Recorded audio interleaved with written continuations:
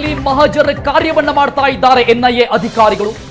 ಇವತ್ತು ಸಂಜೆ 4:30ವರೆಗೂ 4:30 ಕೂಡ ಅಧಿಕಾರಿಗಳಿಂದ ಕೆಫೆ ಕ್ಲೋಸ್ ಮಾಡಲಾಗಿರುತ್ತೆ. ಈ ಮಹಜರು ಕಾರ್ಯಾಚರಣೆ ಹಿನ್ನೆಲೆಯಲ್ಲಿ ಹೋಟೆಲ್ನಲ್ಲಿ ಸ್ಥಳ ಮಹಜರ್ನಿಂದ ತಾತ್ಕಾಲಿಕವಾಗಿ ಬಂದ್ ಮಾಡ್ತಾ ಇದ್ದಾರೆ ಅಧಿಕಾರಿಗಳು. ಸಂಜೆ 4:30ವರೆಗೆ ರಾಮೇಶ್ವರಂ ಕೆಫೆ ಬ್ರೂಕ್ ಫೀಲ್ಡ್ ನಲ್ಲಿರುವಂತಹ ರಾಮೇಶ್ವರಂ ಕೆಫೆಯನ್ನ ಕ್ಲೋಸ್ ಮಾಡಲಾಗುತ್ತೆ. ದೃಶ್ಯಗಳಲ್ಲಿ ಗಮನಿಸ್ತಾ ಇದ್ದೀವಿ. ಈ ವ್ಯಕ್ತಿ ಮಾರ್ಚ್ 1ನೇ ತಾರೀಕು ರಾಮೇಶ್ವರಂ ಕೆಫೆಯಲ್ಲಿ ಬಾಂಬ್ ಇಟ್ಟಂತ ವ್ಯಕ್ತಿ. ಅವತ್ತು ತಲೆಗೆ ಕ್ಯಾಪ್ ಅನ್ನ ಧರಿಸಿ, ಮುಖಕ್ಕೆ ಮಾಸ್ಕ್ ಅನ್ನ ಹಾಕೊಂಡು, ಕೈಗೆ ಗ್ಲೌಸ್ ಗಳನ್ನ ಹಾಕೊಂಡು ಬಿಎಂಟಿಸಿ ಬಸ್ಗಳಲ್ಲಿ ಓಡಾಡಿದ್ದ, ಕೆಫೆಯಲ್ಲಿ ತಿಂಡಿ ಮಾಡಿದ್ದ. ಆ ಎಲ್ಲ ವಿಜುವಲ್ಸ್ ಗಳನ್ನ ಗಮನಿಸಿದ್ವಿ. ಈಗ 5 ತಿಂಗಳ ನಂತರದಲ್ಲಿ ಆತನ ಚೆಹರೆಯನ್ನ ನೋಡ್ತಾ ಇದ್ದೀವಿ, ಮುಖವನ್ನ ನೋಡ್ತಾ ಇದ್ದೀವಿ. ಈ ಉಗ್ರನನ್ನ ಇದೀಗ ಸ್ಥಳ ಮಹಜರಿಗೆ ಎನ್ಐಎ ಅಧಿಕಾರಿಗಳು ಕರೆದುಕೊಂಡು ಬಂದಿದ್ದಾರೆ. ಘಟನೆ ಆದಂತಹ ಸ್ಥಳ ರಾಮೇಶ್ವರಂ ಕೆಫೆಯಲ್ಲಿನೇ. ಮಾರ್ಚ್ 1ನೇ ತಾರೀಕು ಯಾವ ರೀತಿಯಾದಂತಹ ಘಟನೆಗಳು ನಡೀತು ಅವತ್ತಿನ ದಿನ, ಅದೆಲ್ಲವನ್ನು ಕೂಡ ಮರುಸೃಷ್ಟಿ ಮಾಡಲಾಗತ್ತೆ. ಎಷ್ಟು ಜನ ಕೆಫೆಯಲ್ಲಿ ಕುಳಿತುಕೊಂಡಿದ್ರು, ಯಾವ ಚೇರ್ಗಳಲ್ಲಿ ಎಷ್ಟು ಜನ ಇದ್ರು, ಈತ ಹೇಗೆ ಎಂಟ್ರಿ ಆದ, ಯಾವ ರೀತಿಯಾಗಿ ಆರ್ಡರ್ ಮಾಡಿದ ಫುಡ್ ಅನ್ನ, ಅದಾದ ನಂತರದಲ್ಲಿ ಬಾಂಬನ್ನ ಯಾವ ರೀತಿಯಾಗಿ ಇಟ್ಟ, ಈ ಎಲ್ಲಾ ಡೀಟೇಲ್ಸ್ ಗಳನ್ನ ಮರುಸೃಷ್ಟಿಯ ಮೂಲಕವಾಗಿ ಅಧಿಕಾರಿಗಳು ನಡೆಸೋದಕ್ಕೆ, ಮಹಜರ್ ಮೂಲಕವಾಗಿ ನಡೆಸೋದಕ್ಕೆ ಮುಂದಾಗಿದ್ದಾರೆ. ಎಕ್ಸ್ಕ್ಲೂಸಿವ್ ಆದಂತ ಸುದ್ದಿಯನ್ನು ಕೊಡ್ತಾ ಇದ್ದೀವಿ. ಈ ವ್ಯಕ್ತಿಯನ್ನು ನೋಡ್ತಾ ಇದ್ದೀವಿ ದೃಶ್ಯಗಳಲ್ಲಿ. ಈತನೇ ಮಾರ್ಚ್ 1ನೇ ತಾರೀಕು ರಾಮೇಶ್ವರಂ ಕೆಫೆಯಲ್ಲಿ ಬಾಂಬ್ ಇಟ್ಟಂತಹ ಮುಸಾವಿರ್ ಹುಸೇನ್ ಅಬ್ದುಲ್ ಮತಿನ್ ತಾಹಾ. ಆತನ ಸೂಚನೆ ಮೇರೆಗೆ ಮುಸಾವಿರ್ ಹುಸೇನ್ ಕೆಂಪು ಅಂಗಿಯನ್ನ ಧರಿಸಿಕೊಂಡಂತ ವ್ಯಕ್ತಿ, ದೃಶ್ಯಗಳಲ್ಲಿ ನಾವು ಮಾರ್ಕ್ ಮಾಡಿ ತೋರಿಸ್ತಾ ಇದ್ದೀವಿ. ಆತನೇ ಮಾರ್ಚ್ 1ನೇ ತಾರೀಕು ಕೆಫೆಯಲ್ಲಿ ಬಾಂಬ್ ಇಟ್ಟಂತ ಉಗ್ರ. ನೇರ ಪ್ರಸಾರದ ದೃಶ್ಯಗಳಲ್ಲಿ ನೋಡ್ತಾ ಇದ್ದೀವಿ. ಮಾರ್ಚ್ 1ನೇ ತಾರೀಕು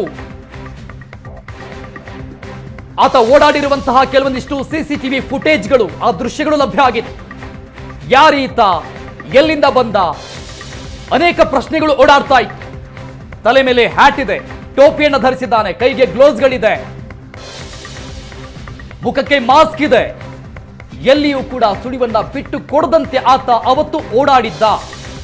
ಈತನನ್ನ ಪತ್ತೆ ಹಚ್ಚೋದೇ ಅಧಿಕಾರಿಗಳಿಗೆ ದೊಡ್ಡ ಟಾಸ್ಕ್ ಆಗಿತ್ತು. ಕೊನೆಗೆ ಪಶ್ಚಿಮ ಬಂಗಾಳದಲ್ಲಿ ಅರೆಸ್ಟ್ ಮಾಡ್ತಾರೆ ಅಧಿಕಾರಿಗಳು ಈತನನ್ನ.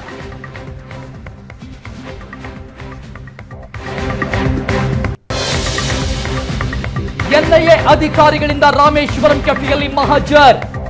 ಇವತ್ತು ಸಂಜೆ 4:30ವರೆಗೂ ಅಧಿಕಾರಿಗಳ ಸೂಚನೆ ಮೇರೆಗೆ ಕೆಫೆ ಕ್ಲೋಸ್ ಆಗಿರುತ್ತೆ. ಈ ಮಹಜರ್ ಕಾರ್ಯಾಚರಣೆ ಹಿನ್ನೆಲೆಯಲ್ಲಿ ಹೋಟೆಲ್ನಲ್ಲಿ ಸ್ಥಳ ಮಹಜರ್ನಿಂದ ತಾತ್ಕಾಲಿಕವಾಗಿ ಇವತ್ತು ಸಂಜೆ 4:30ವರೆಗೂ ಕೂಡ ರಾಮೇಶ್ವರಂ ಕೆಫೆಯನ್ನ ಕ್ಲೋಸ್ ಮಾಡೋದಕ್ಕೆ ಅಧಿಕಾರಿಗಳು ಮುಂದಾಗಿದ್ದಾರೆ. ಮಾರ್ಚ್ 1ನೇ ತಾರೀಕು ಯಾವ ರೀತಿಯಾಗಿ ಘಟನೆ ಸಂಭವಿಸಿತು ಅದನ್ನ ಮರುಸೃಷ್ಟಿ ಮಾಡೋದಕ್ಕೆ ಈಗ ಅಧಿಕಾರಿಗಳು ಮುಂದಾಗಿದ್ದಾರೆ. ಅದರಿಂದ ಒಂದಿಷ್ಟು ಮಾಹಿತಿಗಳನ್ನ ಪಡೆಯೋದಕ್ಕೆ ಅಧಿಕಾರಿಗಳು ಮುಂದಾಗಿದ್ದಾರೆ. ದೃಶ್ಯಗಳಲ್ಲಿ ಗಮನಿಸ್ತಾ ಇರುವಂತಹ ಈ ಕೆಂಪು ಅಂಗಿ ಧರಿಸಿರುವಂತಹ ವ್ಯಕ್ತಿ ಉಗ್ರ ಹುಸೇನ್ ಏನಿದ್ದಾನೆ, ಮುಸಾವಿರ್ ಹುಸೇನ್, ಮಾರ್ಚ್ 1ನೇ ತಾರೀಕು ಬ್ರೂಕ್ ಫೀಲ್ಡ್ ನಲ್ಲಿರುವಂತಹ ರಾಮೇಶ್ವರಂ ಕೆಫೆಗೆ ಯಾವ ರೀತಿಯಾಗಿ ನುಗ್ತಾನೆ, ಎಂಟ್ರಿ ಆಗ್ತಾನೆ, ಯಾವ ರೀತಿಯಾಗಿ ಅವತ್ತು ಬಾಂಬ್ ಅನ್ನ ಇಡ್ತಾನೆ ಕೆಫೆ ಒಳಗಡೆ, ಎಷ್ಟು ಜನ ಆ ಕೆಫೆ ಒಳಗಡೆ ಗ್ರಾಹಕರಿದ್ರು, ಅದೆಲ್ಲವೂ ಕೂಡ ಇವತ್ತು ಮರುಸೃಷ್ಟಿಯಾಗತ್ತೆ.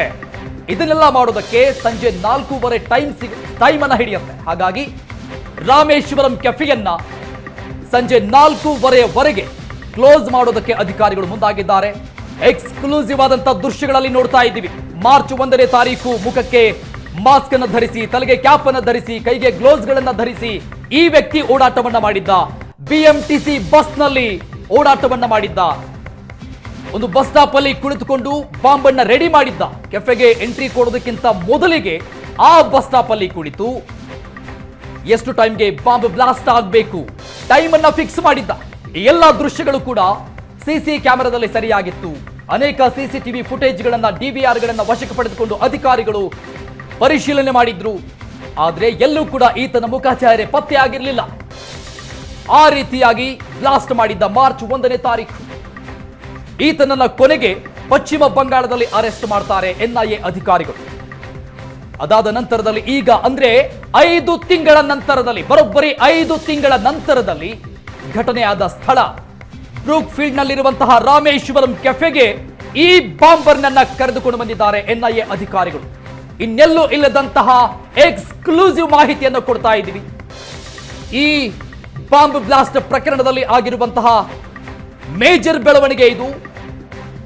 ಬಾಂಬರ್ ಮುಸಾವಿರ್ ಹುಸೇನ್ ನನ್ನ ಅಧಿಕಾರಿಗಳು ಸ್ಥಳಕ್ಕೆ ಕರೆದುಕೊಂಡು ಬಂದು ಮಹಜರ್ ಮಾಡ್ತಾ ಇದ್ದಾರೆ. ಮಾರ್ಚ್ 1ನೇ ತಾರೀಖು ಈ ಕೆಂಪು ಅಂಗಿ ಹಾಕಿಕೊಂಡಿರುವಂತಹ ಬಾಂಬರ್ ಏನಿದ್ದಾನೆ, ಈತನೇ IED ಅನ್ನುವಂತಹ ಬಾಂಬ್ ಅನ್ನ ರೆಡಿ ಮಾಡಿ, ಕಚ್ಚಾ ಬಾಂಬ್ ಅಂತ ಹೇಳಲಾಗುತ್ತೆ.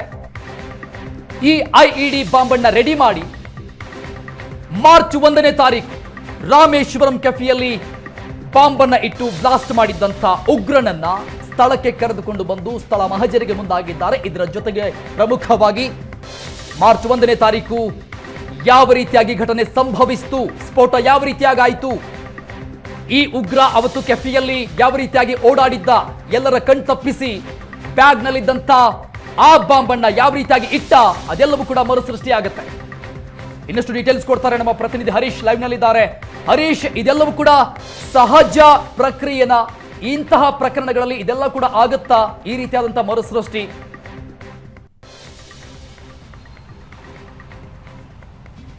ಅರುಣ್, ಇಂತಹ ಅಂದ್ರೆ ಪ್ರಮುಖವಾಗಿ ಏನು NIA ಅಧಿಕಾರಿಗಳು ಈ ಒಂದು ಪ್ರಕರಣವನ್ನ ಗಂಭೀರವಾಗಿ ಪರಿಗಣಿಸಿದ್ರು. ಇಡೀ ದೇಶವೇ ಇತ್ತ ರಾಮೇಶ್ವರಂ ಕೆಫೆ ಅತ್ತ ತಿರುಗಿ ನೋಡುವಂಥ ಒಂದು ಪ್ರಕರಣ ಆಗಿತ್ತು. ಯಾಕಂದರೆ ತುಂಬ ವರ್ಷಗಳ ನಂತರ ಈ ರೀತಿಯಾದಂಥ ಒಂದು ಬಾಂಬ್ ಬ್ಲಾಸ್ಟ್ ಬೆಂಗಳೂರಿನಲ್ಲಿ ಆಗಿತ್ತು. ಹೀಗಾಗಿ ಈ ಒಂದು ಪ್ರಕರಣ ಗಂಭೀರವಾಗಿ ಪರಿಗಣಿಸಿದ್ರು. ಇದೇ ನೆಲೆಯಲ್ಲಿ ಈ ಒಂದು ಅಂದರೆ ನಾರ್ಮಲ್ ಆಗಿ ಇಂತಹ ಪ್ರಕರಣಗಳೇ ಅಂದರೆ ಬಾಂಬ್ ಬ್ಲಾಸ್ಟ್ ಪ್ರಕರಣಗಳಲ್ಲಿ ಈ ರೀತಿಯಾದಂಥ ಸ್ಪಾಟ್ ಮಾಜರನ್ನು ಮಾಡ್ತಾರೆ. ಅಂದರೆ ಬಹುತೇಕವಾಗಿ ಯಾವುದೇ ಒಂದು ಪ್ರಕರಣ ಆದರೂ ಸಹ ಏನೊಂದು ಸ್ಥಳ ಮಾಜರು ಪ್ರಕ್ರಿಯೆ ಅನ್ನೋದು ಸಾಮಾನ್ಯವಾಗಿರುತ್ತೆ. ಪೊಲೀಸರು ಎಲ್ಲ ಪ್ರಕರಣಗಳಲ್ಲೂ ಸ್ಪಾಟ್ ಮಾಜರನ್ನು ಮಾಡಲೇಬೇಕಾಗುತ್ತೆ. ಆದರೆ ಈ ಒಂದು ಬಾಂಬ್ ಬ್ಲಾಸ್ಟ್ ಪ್ರಕರಣದಲ್ಲಿ ಈ ಒಂದು ಪ್ರಮುಖವಾದ ಎವಿಡೆನ್ಸ್ ಆಗಿರೋ ಕಾರಣಕ್ಕಾಗಿ ಎಲ್ಲವನ್ನೂ ಸಹ ಮರುಸೃಷ್ಟಿಯನ್ನು ಮಾಡಲಾಗ್ತಾ ಇರುವಂಥದ್ದು. ಈಗಾಗಲೇ ಒಂದು ನ್ಯಾಯಾಲಯದಲ್ಲಿ ಕೋರ್ಟಲ್ಲಿ ನ್ಯಾಯಾಧೀಶರು ಕೇಳ್ತಾರೆ, ನೀವು ಸ್ಪಾಟ್ ಮಾಜರನ್ನು ಮಾಡಿದ್ರಾ ಅಂತೇಳಿ. ಅದಕ್ಕೆ ಪೂರಕವಾಗಿ ಸ್ಪಾಟ್ ಮಾಜರ್ ಮಾಡಿರೋ ರೀತಿಯಲ್ಲಿ ಒಂದು ವಿಡಿಯೋಗ್ರಫಿಯನ್ನು ಮಾಡ್ಕೊಳ್ತಾರೆ. ಹೀಗಾಗಿ ಆತ ಯಾವ ರೀತಿಯಾಗಿ ಬಂದ, ಎಲ್ಲಿ ಕುಳಿತುಕೊಂಡ, ಜೊತೆಗೆ ಎಲ್ಲಿ ಬಾಂಬ್ ಬಿಟ್ಟೆ ಅಂತ ಆತನನ್ನು ಪ್ರಶ್ನೆ ಮಾಡ್ತಾರೆ. ಜೊತೆಗೆ ಮೊದಲು ಆತನನ್ನು ಮರುಸೃಷ್ಟಿ ಮಾಡುವಂಥ ಒಂದು ಕೆಲಸ ಆಗುತ್ತೆ. ಅಂದರೆ ಆರೋಪಿಯನ್ನು ಮೊದಲೇ ಕರ್ಕೊಂಡು ಬಂದಿರ್ತಾರೆ. ಜೊತೆಗೆ ಆತನಿಗೆ ಒಂದು ಕೆಲವೊಂದಷ್ಟು ನೀನು ಯಾವ ರೀತಿಯಾಗಿ ಮಾಡಿದೆ ಅದನ್ನು ಇಲ್ಲಿ ಮಾಡಿ ತೋರಿಸು ಅನ್ನುವಂಥ ಒಂದು ಸೂಚನೆಗಳಿರುತ್ತೆ. ಅದೇ ನಿಟ್ಟಿನಲ್ಲಿ ಆತ ಒಬ್ಬಂಟಿಯಾಗಿ ಅಂದರೆ ಯಾವುದೇ ರೀತಿಯ ಪೊಲೀಸ್ ಇರೋದಿಲ್ಲ. ಅಂದರೆ ಆತನ ಸುತ್ತ ಪೊಲೀಸ್ ಇರ್ತಾರೆ. ಆದರೆ ಆತ ಒಬ್ಬನೇ ಯಾವ ರೀತಿಯಾಗಿ ಕೆಫೆಗೆ ಬಂದ, ಯಾವ ರೀತಿಯಾಗಿ ಹೋದ ಅನ್ನೋದರ ಕುರಿತು ಅಲ್ಲಿ ಕೆಫೆಗೆ ಬರ್ತಾರೆ. ಅದನ್ನು ಆತ ಬಾಂಬ್ ಯಾವ ರೀತಿಯಾಗಿ ಬ್ಯಾಗನ್ನು ಎಲ್ಲಿಟ್ಟ ಎಲ್ಲವನ್ನೂ ಸಹ ವಿಡಿಯೋಗ್ರಫಿ ಮಾಡ್ಕೊಳ್ತಾರೆ. ಅದಾದ ಬಳಿಕ ಒಂದಷ್ಟು ಪ್ರಶ್ನೆಗಳನ್ನು ರಾಮೇಶ್ವರಂ ಕೆಫೆಗೆ ಕರೆದುಕೊಂಡೋಗಿ ಎಲ್ಲೆಲ್ಲಿ ನೀನು ಕುಳಿತಿದ್ದೆ, ಇಲ್ಲಿ ಕುಳಿತಿದ್ದ, ಎಲ್ಲಿ ಬಾಂಬ್ ಇಟ್ಟ, ಈ ರೀತಿಯಾದಂಥ ಒಂದಷ್ಟು ಪ್ರಶ್ನೆಗಳನ್ನು ಕೇಳ್ತಾ ಹೋಗ್ತಾರೆ. ಎಲ್ಲದನ್ನೂ ಸಹ ವಿಡಿಯೋ ರೆಕಾರ್ಡ್ ಮಾಡ್ಕೊಳ್ಳೋದ್ರ ಜೊತೆ ಅದನ್ನು ನೋಟ್ ಸಹ ಮಾಡ್ಕೊಳ್ತಾರೆ NIA ಅಧಿಕಾರಿಗಳು. ಇದು ತನಿಖೆಯ ಒಂದು ಭಾಗ.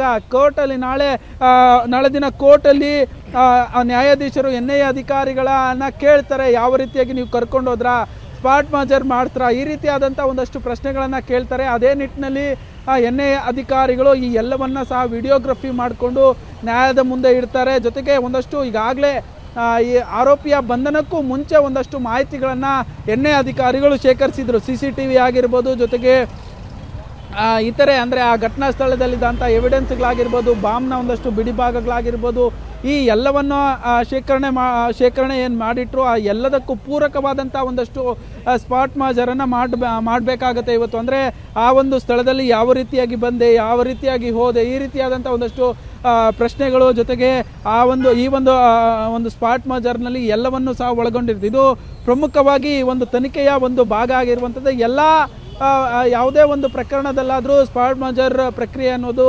ಸಾಮಾನ್ಯವಾಗಿರುತ್ತೆ. ಆದರೆ ಈ ಒಂದು ಪ್ರಕರಣದಲ್ಲಿ ಒಂದು ರೀತಿಯ ಸ್ಪೆಷಲ್ ಅಂತಲೇ ಹೇಳ್ಬೋದು. ಯಾಕಂದರೆ ಎಲ್ಲವನ್ನೂ ಸಹ ಮರುಸೃಷ್ಟಿ ಮಾಡಿ ನಂತರ ಅದನ್ನು ನ್ಯಾಯಾಲಯದ ಮುಂದೆ ಇಡುವಂಥ ಒಂದು ಕೆಲಸ ಆಗುತ್ತೆ. ಅರುಣ್, ಥ್ಯಾಂಕ್ ಯು ಹರೀಶ್, ಎಲ್ಲ ಡೀಟೇಲ್ಸ್ಗೆ. ಎರಡು ದೃಶ್ಯಗಳನ್ನು ಇಡ್ತಾ ಇದ್ದೀವಿ ನಿಮ್ಮ ಮುಂದೆ. ಮರುಸೃಷ್ಟಿಗೆ ಮುಂದಾಗಿದ್ದಾರೆ ಅಧಿಕಾರಿಗಳು. ಆವತ್ತು ಈ ವ್ಯಕ್ತಿ ಬಾಂಬರ್ ಯಾವ ರೀತಿಯಾಗಿ ಕೆಫೆಗೆ ಎಂಟ್ರಿ ಕೊಟ್ಟಿದ್ದ, ಆತ ನಡೆದುಕೊಂಡು ಬರ್ತಾ ಇರುವಂತಹ ದೃಶ್ಯವನ್ನ ನೋಡ್ತಾ ಇದ್ದೀವಿ. ಇದೇ ರೀತಿಯಾಗಿ ಅವತ್ತು ಮಾಸ್ಕ್ ಅನ್ನ ಹಾಕಿಕೊಂಡು, ಟೋಪಿಯನ್ನ ಹಾಕಿಕೊಂಡು, ಕೈಗೆ ಗ್ಲೌಸ್ ಗಳನ್ನ ಧರಿಸಿಕೊಂಡು ರಾಮೇಶ್ವರಂ ಕೆಫೆಗೆ ಈತ ಎಂಟ್ರಿ ಆಗಿದ್ದ. ಆ ಎಕ್ಸ್ಕ್ಲೂಸಿವ್ ಆದಂತಹ ದೃಶ್ಯ ನಿಮ್ಮ ಮುಂದೆ, ನೇರ ಪ್ರಸಾರದ ದೃಶ್ಯ. ಮಾರ್ಚ್ 1ನೇ ತಾರೀಕು ಈ ಬಾಂಬರ್ ಮುಸಾವಿರ್ ಹುಸೇನ್ ಯಾವ ರೀತಿಯಾಗಿ ರಾಮೇಶ್ವರಂ ಕೆಫೆಗೆ ಎಂಟ್ರಿ ಆಗಿದ್ದ ಆ ದೃಶ್ಯಗಳನ್ನ ಮರುಸೃಷ್ಟಿ ಮಾಡ್ತಾ ಇದ್ದಾರೆ ಅಧಿಕಾರಿಗಳು. ಆತ ನಡೆದುಕೊಂಡು ಬಂದಿದ್ದಂತಹ ದೃಶ್ಯವನ್ನ ಈಗ ಮರುಸೃಷ್ಟಿಯಲ್ಲಿ ನೋಡ್ತಾ ಇದೀವಿ ನಾವು. ನಮ್ಮ ಸ್ಕ್ರೀನ್ ಮೇಲೆ ಆ ಎಕ್ಸ್ಕ್ಲೂಸಿವ್ ಆದಂತಹ ದೃಶ್ಯವನ್ನ ತೋರಿಸ್ತಾ ಇದ್ದೀವಿ. ಇದೇ ರೀತಿಯಾಗಿ ಅವತ್ತು ಮಾರ್ಚ್ 1ನೇ ತಾರೀಕು ಈ ಬಾಂಬರ್ ಮುಸಾವಿರ್ ಹುಸೇನ್ ಎಂಟ್ರಿ ಆಗಿದ್ದ ರಾಮೇಶ್ವರಂ ಕೆಫೆಗೆ. ಅವತ್ತು ಕ್ಯಾಪ್ ಅನ್ನ ಧರಿಸಿದ್ದ, ಮಾಸ್ಕ್ ಹಾಕಿದ್ದ, ಕೈಗೆ ಗ್ಲೌಸ್ ಗಳಿತ್ತು, ಯಾರಿಗೂ ಗುರುತು ಸಿಗದಂತೆ ಎಂಟ್ರಿ ಕೊಟ್ಟಿದ್ದ. ಅವತ್ತು ಹೇಗೆಲ್ಲ ನೀನು ನಡೆದುಕೊಂಡು ಬಂದೆ, ಅದೇ ರೀತಿಯಾಗಿ ಇವತ್ತು ನಡೆದುಕೊಂಡು ಬರಬೇಕು. ಅಧಿಕಾರಿಗಳ ಸೂಚನೆ ಮೇರೆಗೆ ಈ ಒಂದು ಮರುಸೃಷ್ಟಿ ಪ್ರಕ್ರಿಯೆ ನಡೀತಾ ಇದೆ. ನೇರ ಪ್ರಸಾರದ ದೃಶ್ಯಗಳನ್ನ, ಎಕ್ಸ್ಕ್ಲೂಸಿವ್ ಆದಂತ ದೃಶ್ಯಗಳನ್ನ ನೋಡಿದ್ರಿ. ಮಾರ್ಚ್ 1ನೇ ತಾರೀಕು 2024 ಮಾರ್ಚ್ 1ನೇ ತಾರೀಕು ಯಾವ ರೀತಿಯಾಗಿ ಈತ ಕೆಫೆಗೆ ಎಂಟ್ರಿ ಕೊಟ್ಟಿದ್ದ, ಆ ಮರುಸೃಷ್ಟಿ ಈಗ ಆಗ್ತಾ ಇದೆ.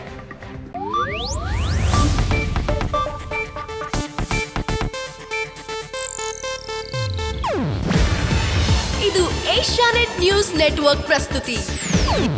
ನೀವು ನೋಡ್ತಿದ್ದೀರಾ ಏಷ್ಯಾನೆಟ್ ಸುವರ್ಣ ನ್ಯೂಸ್.